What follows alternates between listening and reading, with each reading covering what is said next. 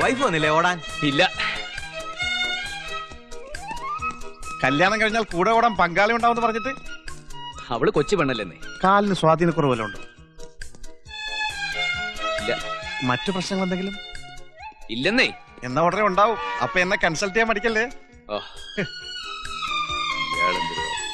Wife വന്നില്ലേ? ഇല്ല. ഭാര്യ വന്നില്ലേ കൂടെ ഓടാൻ? ഭാര്യ നിന്റെ അമ്മയുടെ.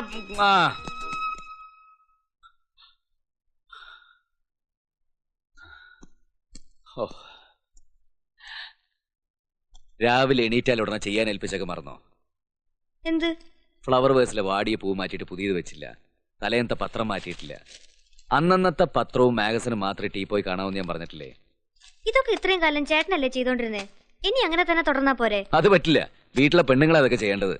ഓരോ വീട്ടിൽ കയറി ചെല്ലുമ്പോൾ അവിടുത്തെ മുറ്റവും സ്വീകരണ മുറിയും കണ്ടാലറിയാം ആ വീട്ടിലെ സ്ത്രീയുടെ സ്വഭാവം. ഓരോ സാധനങ്ങൾ ഇരിക്കേണ്ടടുത്ത് ഇരിക്കാവൂ. അതും ദിവസവും പൊടി തട്ടി വൃത്തിയാക്കി സൂക്ഷിക്കണം. ഒന്നും അങ്ങോട്ട് പറയിപ്പിക്കാതെ അറിഞ്ഞു ചെയ്തൂടെ? ചെയ്യാന്നേ. ചേട്ടൻ പോയി കുളിക്കാൻ നോക്ക്. പത്രവായന കഴിഞ്ഞിട്ടുള്ളൂ കുളി. ഞെടുക്ക്.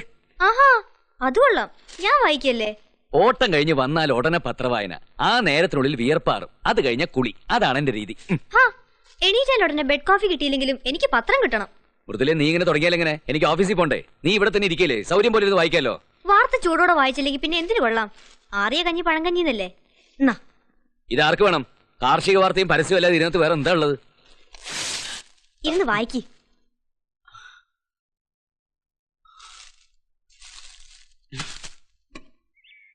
എന്നിട്ട് എന്താകാൻ? അവള് വരച്ച വരെ കൂടി അവള് പോകൂ. നാളെ മുതൽ ഒരു പത്രം കൂടി ഇടാൻ പറ. അതേ നടക്കൂ. അതെ, തുടക്കത്തിലെ ഇങ്ങനെ ഭാര്യയുടെ താളത്തിനൊത്ത് തുള്ളാൻ തുടങ്ങിയാലേ സംഗതി ആകെ താറുമാറാകും. പുരുഷൻ ആഗ്രഹിക്കുന്ന വഴിയെ സ്ത്രീയെ കൊണ്ടുവരണം. അതാണ് വിവാഹ ജീവിതത്തിന്റെ വിജയം. അതിനവള് വഴങ്ങുമെന്ന് എനിക്ക് തോന്നുന്നില്ല. വേറൊരു സാഹചര്യത്തിൽ നിന്നും ശീലത്തിൽ നിന്നും വന്നതല്ലേ? നിന്റെ ശീലങ്ങളുമായി പൊരുത്തപ്പെടാൻ കുറച്ച് സമയം എടുക്കും. ഒരു ചെടി തന്നെ ഒരു സ്ഥലത്ത് നിന്ന് വേറൊരു സ്ഥലത്തേക്ക് പറിച്ചു നട്ടാൽ വേര് പിടിച്ച് പച്ച പിടിക്കാൻ കുറച്ച് ദിവസങ്ങൾ എടുക്കും. ഇതും അത്രേ ഉള്ളൂ. ശരിയാവൂല്ലേ? ശരിയാവാതെ എവിടെ പോവാനാ? അപ്പോഴും പെട്ടി എന്റെ കയ്യിൽ.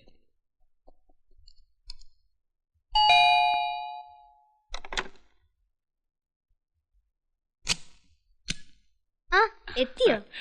മണി ഒന്നായിട്ടും കാണാഞ്ഞപ്പോ ഞാൻ അങ്ങോട്ട് വിളിക്കായിരുന്നു.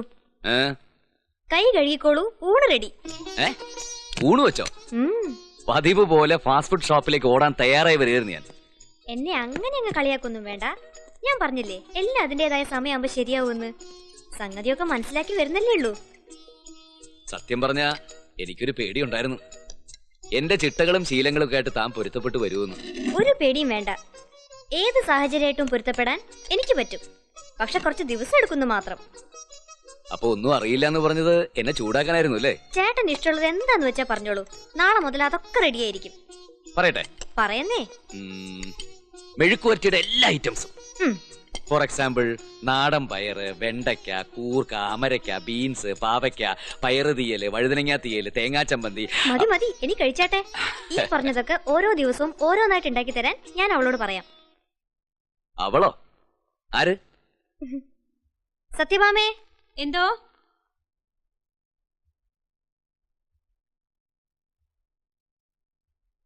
ഇതാ ഇവിടുത്തെ സാറ്. അച്ഛനൊരു കാര്യം ഏറ്റതാ. ചോറി കല്ലുണ്ട്, നോക്കിയിടണം. ഒന്നിനും രുചിയില്ല. എനിക്ക് വലിയ കുഴപ്പമൊന്നും തോന്നിയില്ല. കഴിക്കുന്നേ. ചേട്ടന്റെ നാക്ക് എനിക്ക് വലിയ പരിചയമില്ലല്ലോ. ചേട്ടൻ തന്നെയല്ലേ പറഞ്ഞത് 1-2 ആഴ്ച കഴിയുമ്പോ ശരിയാവുമെന്ന്. നമ്മുടെ രീതിയായിട്ടൊക്കെ ഒന്ന് പൊരുത്തപ്പെട്ട് വരണം, അത്രേ വേണ്ടൂ. രുചിയില്ലെന്ന് പറഞ്ഞിട്ട് വെട്ടി വിടുങ്ങണ കണ്ടില്ലേ? എന്നാ വെള്ളം കുടിക്ക്.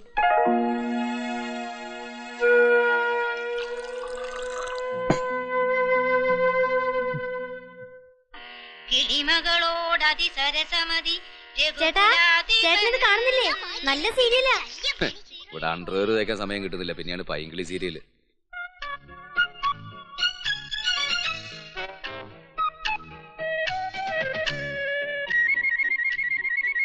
അവിടെ എന്തെടുക്കുക? അല്ല, തേക്കിയായിരുന്നോ? എന്നോടെന്താ പറയാഞ്ഞത്? നിനക്ക് അവിടെ സീരിയല് കാണണ്ടേ? പിന്നെ അത് മിസ്സാക്കാൻ പറ്റുമോ? നാളെ പുറത്തോട്ടിറങ്ങാൻ തേച്ചതൊന്നുമില്ല. ഇതും കൂടെ ഒന്ന് തേച്ചേരേ. മോളവിടെ നിന്നേ. എന്റെ അച്ഛൻ യാത്ര പോകുമ്പോ യാത്രയുടെ ടെൻഷനെ അറിയാറില്ല. എത്ര ദിവസത്തേക്കുള്ള യാത്രയാണ്, എത്ര ജോഡി ഡ്രസ്സ് വേണം, പിന്നെ ബ്രഷ്, എണ്ണ, സോപ്പ്, ചീപ്പ് എന്ന് വേണ്ട, ഇതൊക്കെ അമ്മ തന്നെ കൃത്യമായിട്ട് എടുത്തു വെച്ച് പെട്ടി ഒരുക്കിയിരിക്കും. അത് കണ്ടാ ഞാൻ വളർന്നത്. അയ്യോ, എന്റെ അച്ഛൻ നേരെ തിരിച്ചാ.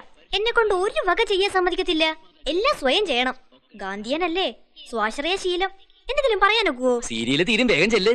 ശരിയാ. ആ ദേ. ഛെ.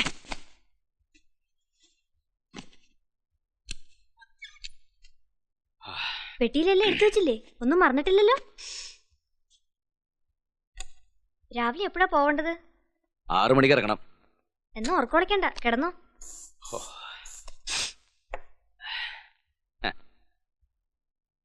ഞാൻ ഒരാഴ്ച മാറി നിൽക്കുന്നില്ല, നിനക്ക് വിഷമമൊന്നുമില്ലേ? അത് പിന്നെ കാണാതിരിക്കോ? എന്ന് വെച്ച് കണ്ണീരൊലിപ്പിച്ച് നിലവിളിച്ച് നടക്കാനൊന്നും എന്നെ കിട്ടില്ല.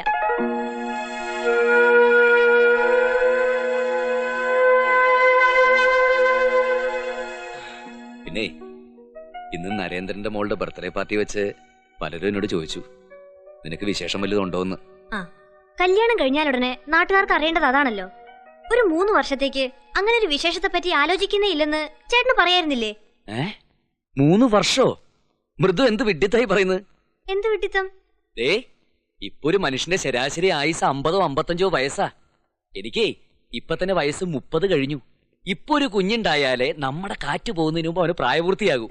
മാത്രോ ഓരോ വർഷം കഴിയുന്തോറും സ്കൂൾ അഡ്മിഷനും വിദ്യാഭ്യാസവും ഒക്കെ വലിയ പ്രശ്നമായി വരികയല്ലേ കൂട്ടാ. അപ്പൊ വീടിന്റെ പ്ലാന് മാത്രമല്ല, ജീവിതവും വരച്ചു വെച്ചിരിക്കുകയാണല്ലേ? ജീവിതത്തെ കുറിച്ച് ഇത്രയ്ക്ക് കണക്കൂട്ടേണ്ട ഒരു കാര്യമില്ല.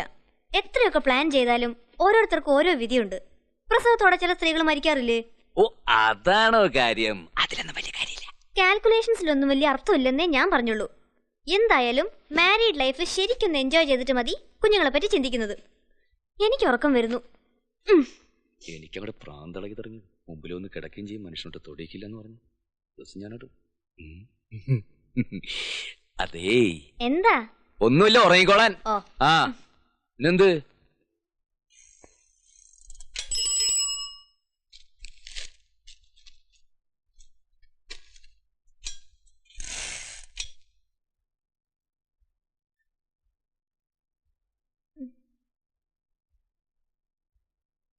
ചേട്ടാ ഇറങ്ങാറായോ?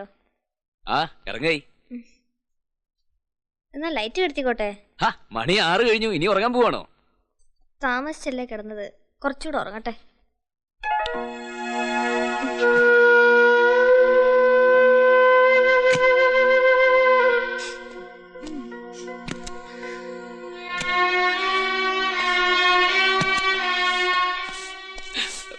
സാർ ഇറങ്ങുകയാണോ? ഞാൻ ഇപ്പൊ ചായ ഇട്ട് തരാം. ചായയും കാപ്പിയൊന്നും വേണ്ട, ആദ്യം ചൂലും കൊണ്ട് പോ.